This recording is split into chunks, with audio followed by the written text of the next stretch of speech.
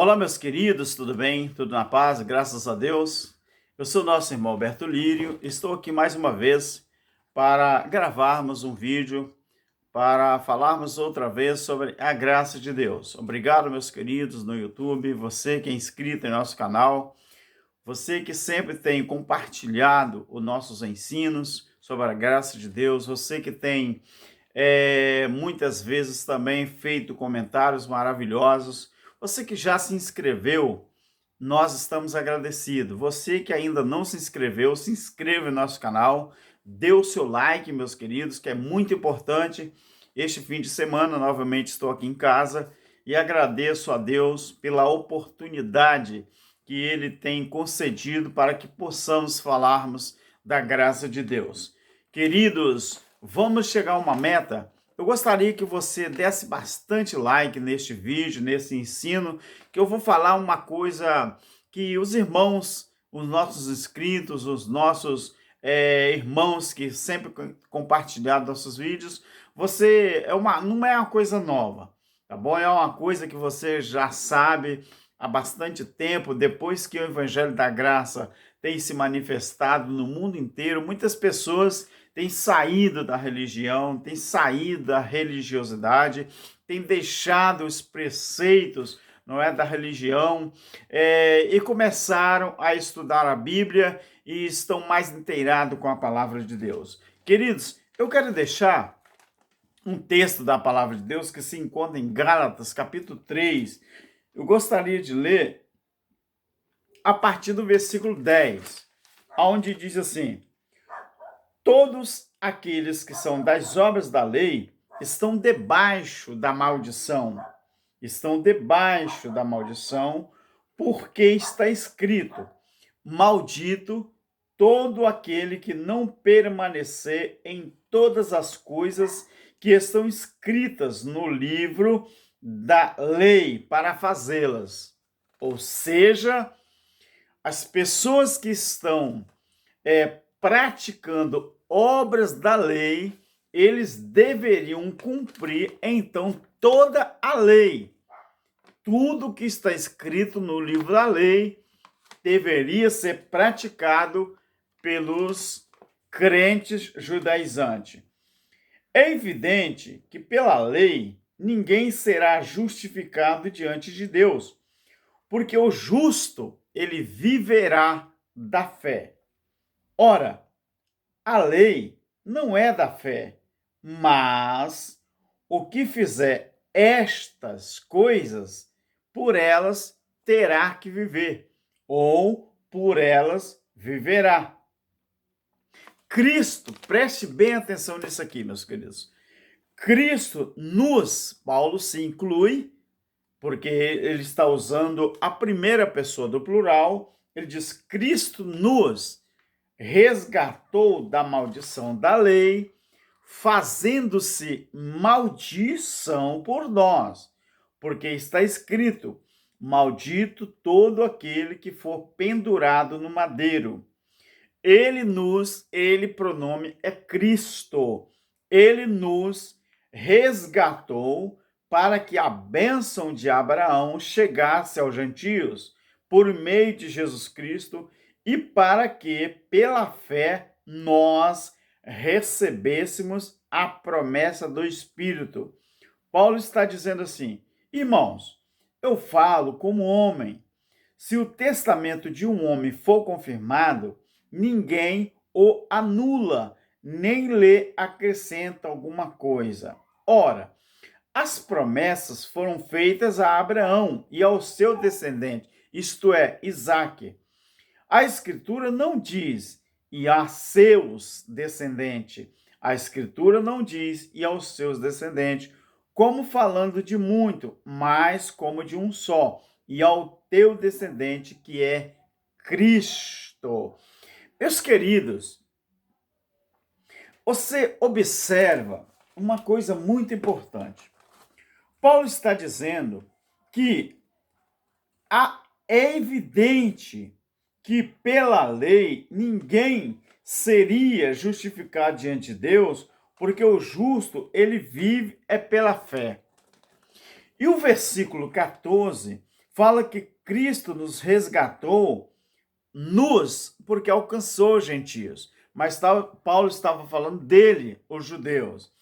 Cristo nos resgatou para que a bênção de Abraão chegasse aos gentios por meio de Jesus Cristo. Meu querido, se a Bíblia diz que pela lei ninguém conseguiria ser justificado, você já observou que os crentes judaizantes, eu fiz umas anotações aqui, que o crente judaizante, que é o que nós vemos hoje dentro dos templos religiosos, eles querem viver pela lei, fazendo coisas da lei, mas, porém, eles não são cumpridores da lei. Porque o crente judaizante, eu faço uma pergunta para eles e pergunto assim: de que maneira você adorava a Deus na velha aliança? Qual era a maneira que os judeus adoravam a Deus na velha aliança?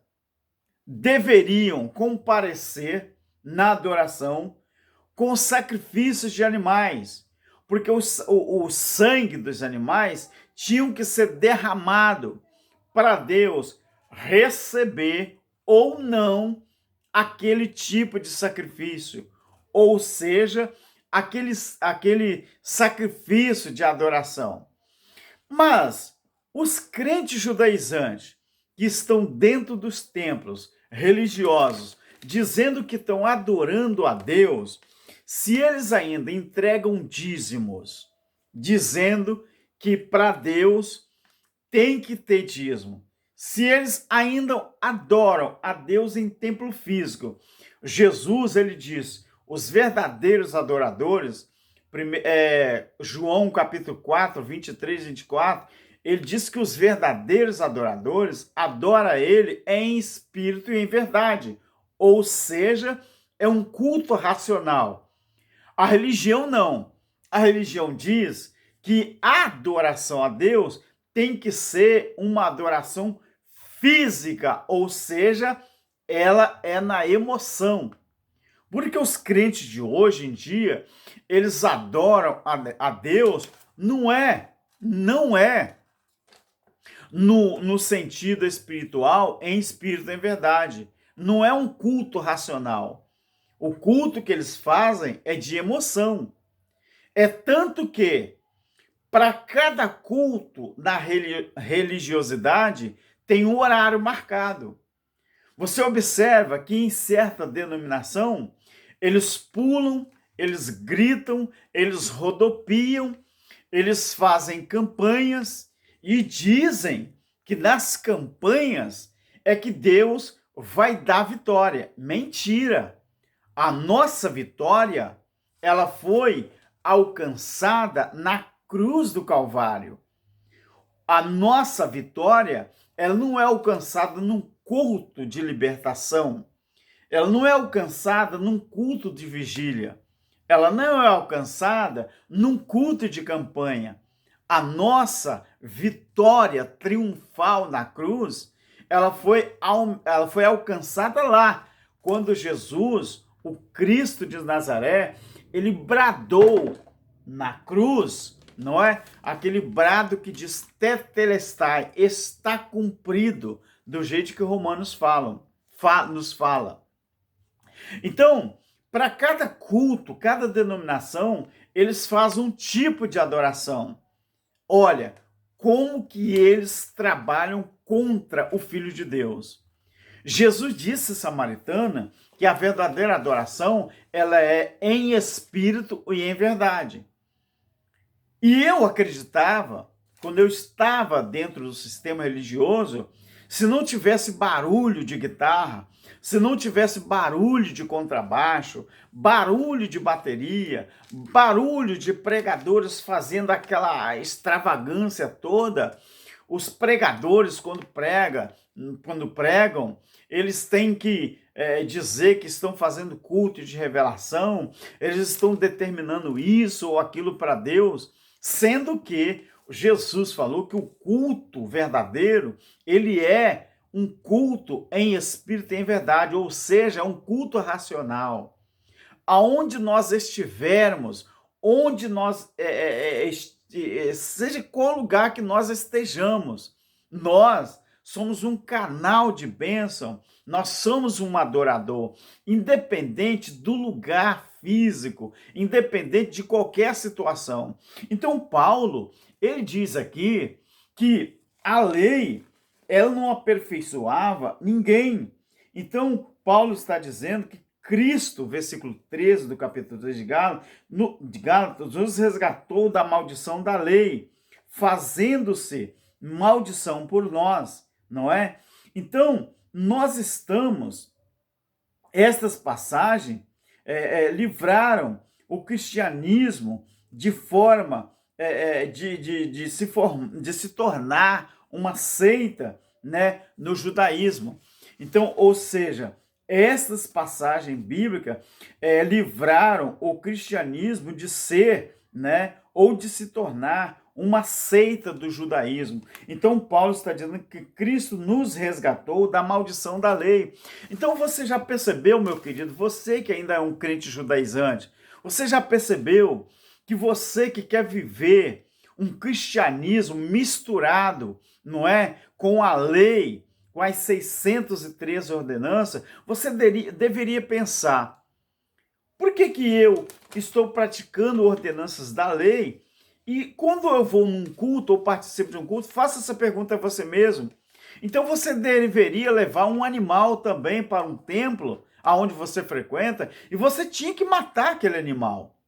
Então por que o dízimo vale, ordenanças da lei vale, vamos dizer assim, tudo que é ordenança da lei, você ainda pratica.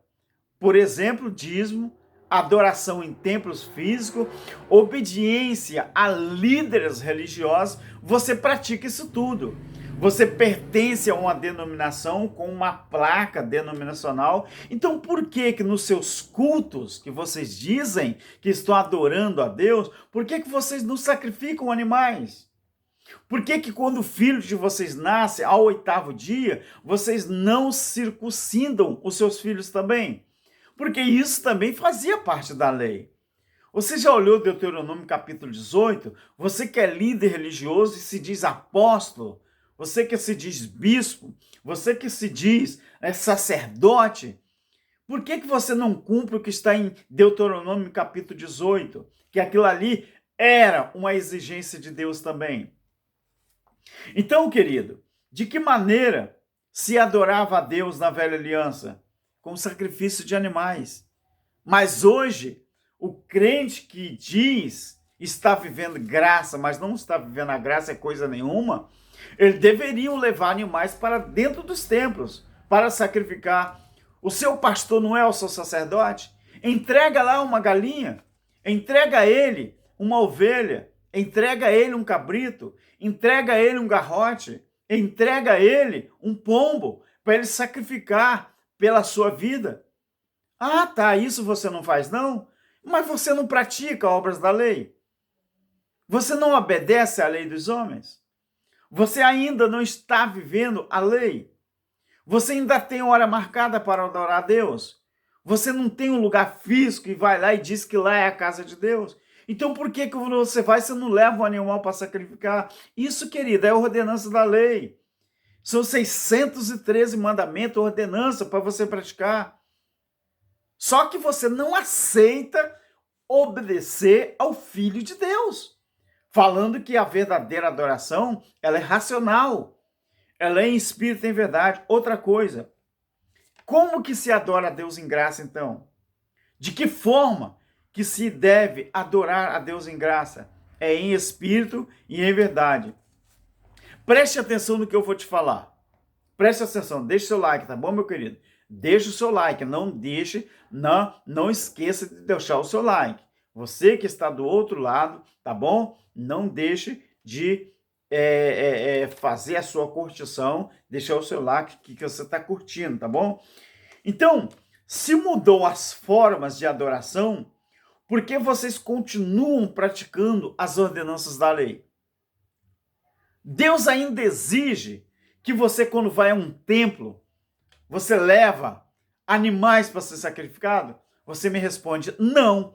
Então eu te pergunto também, por que Malaquias só tem 4 capítulos e você tem preguiça de estudar os 4 capítulos de Malaquias para entender que dízimos, Malaquias 3:10, Deus estava repreendendo através do profeta Malaquias, era os sacerdotes do templo. Não era eu e não era você. Os pastores, os líderes religiosos, eles dizem que quem não entrega dízimo em dinheiro está roubando a Deus. Querido, lá na época de Malaquias já existia dinheiro, já existia moeda cunhada. E não era dinheiro que era levado para o templo, era 10% de tudo o que os produtores, os hebreus, os judeus conseguiam tirar da roça e das suas criações. 10% era levado daquela alimentação para ajudar ou para abastecer a despensa do templo, chamado de casa de tesouro, porque não podia faltar alimentação, porque aquela alimentação era para sustentar os sacerdotes que era da classe levítica.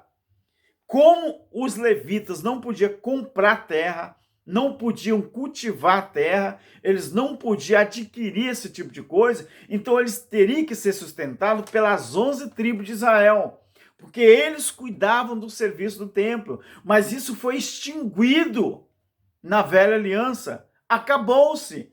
Olha o que diz, Cristo nos resgatou da maldição da lei, fazendo-se maldito por nós, porque está escrito, maldito todo aquele que for pendurado no madeiro. Ou seja, maldito todo aquele que quiser substituir o sacrifício vicário de Cristo na cruz do Calvário. É isso que o apóstolo Paulo escreveu aos Gálatas. Aquela forma de morte no madeiro acabou. Aquilo ali foi a anulação da velha aliança. Então vocês já perceberam que estão dando as costas para o sacrifício do Filho de Deus? Vocês já perceberam isso? Outra coisa, vocês querem continuar sendo judaizante? Então tragam animais para dentro dos seus templos, os rituais da velha aliança. Do contrário, vocês estão tropeçando em toda a lei. É isso que Paulo diz? É. Então Paulo escreveu assim, todo aquele que são das obras da lei, versículo 10 do capítulo 3 de Gálatas, todos aqueles que estão debaixo da lei, da maldição, todos aqueles que são das obras da lei estão debaixo da maldição, porque está escrito, maldito todo aquele que não permanecer em todas as coisas que estão escritas no livro da lei para fazê-la. Foi por isso que Cristo morreu, querido. Porque a Bíblia diz em 1 João, no capítulo 3, o versículo 4, que pecado era o quê? Era a transgressão da lei. Porque a transgressão da lei, ela recebeu o nome de pecado. Assim como uma relação extraconjugal é chamado de adultério. Então, o nome que se dá a essa relação é chamado de adultério. Então, pecado não é um nome próprio. Pecado é um adjetivo. Ou seja, aquela transgressão da lei recebeu o nome de pecado. Então, queridos, é aquele pecado, é aquele diabo, é aquela maldição, Hebreus capítulo 2, versículos 13 em diante, 13, 14, 15, é aquele diabo, é aquela maldição, é aquela transgressão que Cristo anulou, que Cristo baniu, que Cristo aniquilou na cruz. Então, preste bem atenção. A verdade é, ou obedecem a Deus e vivemos a graça, ou praticamos a lei e vivamos e vivamos debaixo de maldição. ou eu estou lendo uma outra Bíblia, ou essa Bíblia aqui não é a Bíblia Sagrada. Não parece que eu estou lendo uma outra Bíblia? Não, eu estou lendo a mesma palavra que você lê. Aonde está o problema? É que você não entendeu nada ainda sobre a graça de Deus. Queridos, não continue praticando as obras da lei, porque as obras da lei é o Filho do Criador que falou. Quem pratica as obras da lei está sob maldição. E eles pensam, e vocês que ainda vivem sob a maldição da lei, vocês dizem que vivem em graça. Não, queridos, vocês não entenderam. Vocês nos julgam, vocês dizem que nós estamos frequentando seita, porque estamos falando sobre a graça, mas não tem problema nenhum. Foi a mesma coisa que os fariseus, os saduceus, os hipócritas, os sacerdotes, sumo sacerdote, fizeram com o Filho do Criador de todas as coisas. Eles não entenderam nada da graça e pegaram Jesus e levaram à cruz. E ainda falaram assim: o que vocês querem que eu faça com esse homem? Pilatos perguntou aos judeus e eles falaram: leva ele para ser crucificado e deixa que o sangue dele caia sobre nós e sobre os nossos descendentes no futuro. É a mesma coisa que vocês religiosos, crentes judaizantes, estão fazendo com os ensinadores da graça. Nós lemos o que está escrito, nós não inventamos nada. O problema é que vocês não aceitam. Sabe por quê? Porque a graça de Deus não dá lucro. Agora, a religiosidade de vocês, isto sim dá lucro.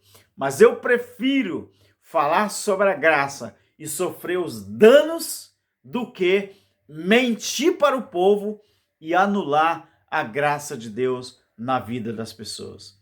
Eu sou o nosso irmão Alberto Lírio e um abraço para todos os ensinadores da graça no Brasil e também no mundo. Graça e paz. Amém.